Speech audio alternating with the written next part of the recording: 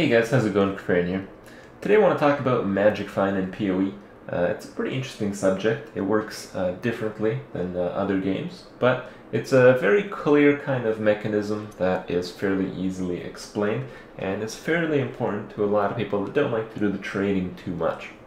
So in this game, there's two types of Magic Find that you can get on your gear, and there's the quantity bonus, which increases the volume, the number of items that drop. So if you kill a monster who would normally drop 5 items, let's say, and you had 100% quantity bonus, it'll drop twice as much, it'll drop 10 items. And then there is the rarity Magic Find stat, which increases the rate at which you find blues and yellows and uniques and all that stuff. And there's no secret formula with diminishing returns or anything like that, like there is in the Diablo games. It's really straightforward. If you have 0 rarity compared to 100% rarity, you're twice as likely to find unique items, and that scales with the other items, with the other classes of items as well. So it's a pretty cool mechanism because some characters reach, let's say, 300 rarity, so they get 4 times the normal amount of uniques, and they have 100 quantity, so they effectively have 8 times the amount of uniques. So you can kind of build a character that, despite the crappy kill speed, because you're using all this gear that doesn't have actual damage or survivability stats on it, you can get 8 times the loot, and compared to your hourly rate of killing monsters and getting loot, it can be maybe 3, 4, maybe 5 times higher than normal. So that's a pretty cool mechanic, but it ties in a little bit differently when you encounter the group scenario and the map scenario. So when you're just playing by yourself, the game promotes you to find Magic Find items through rarity and through quantity, because everything is linear. Your base quantity is 100%. If you get another 100, you double it. But if you're in a group, for every group member in the party, you increase each player's quantity bonus by 50, and this bonus is additive with the gear. So this is significant because let's say you are in a full group of 6 people. You have the 50% quantity buff stacked 5 times, so it's plus 250% quantity, so you get 3.5 times the normal amount of loot for each monster you kill, but it's divided by 6, so each individual player receives less.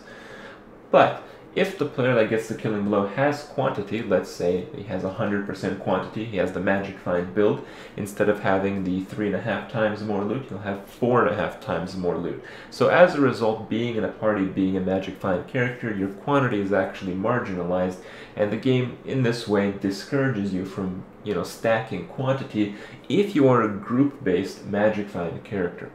However, when it comes to rarity, there is no group bonus. The rarity is constant from 100%. It's furthered to higher numbers just by having it on your gear if you're doing the killing blow. So in group scenarios, you want as much rarity as possible, as with solo scenarios where you'd want a good amount of rarity and a good amount of quantity. So that's something to really keep in mind. But the other thing that's very important to know when you're doing a group situation in a map, the map quantity bonus is multiplicative with everything else. So in a group, this can reach crazy numbers. That's why you see the loot explosion action, which I'm sure some of you guys have seen on stream. It's a result of being in a 6-player group where you have 3.5 times the loot, and then you have, let's say, 100% quantity map bonus, so that will double it, and you'll have essentially 7 times the loot. So as a result, the screen gets filled up pretty quick.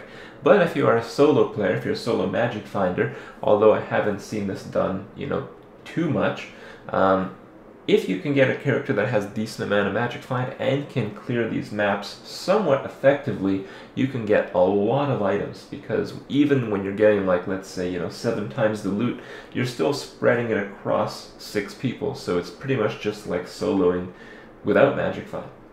But if you are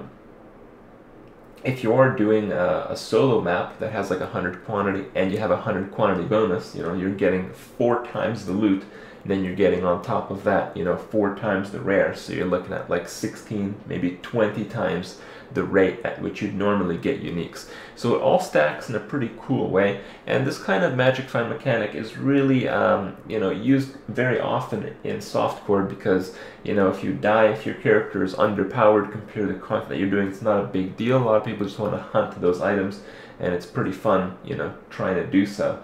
But in this situation that, I think a lot of you guys that watch the stream play around with Path of Exile on Crypt, you guys doing the hardcore action.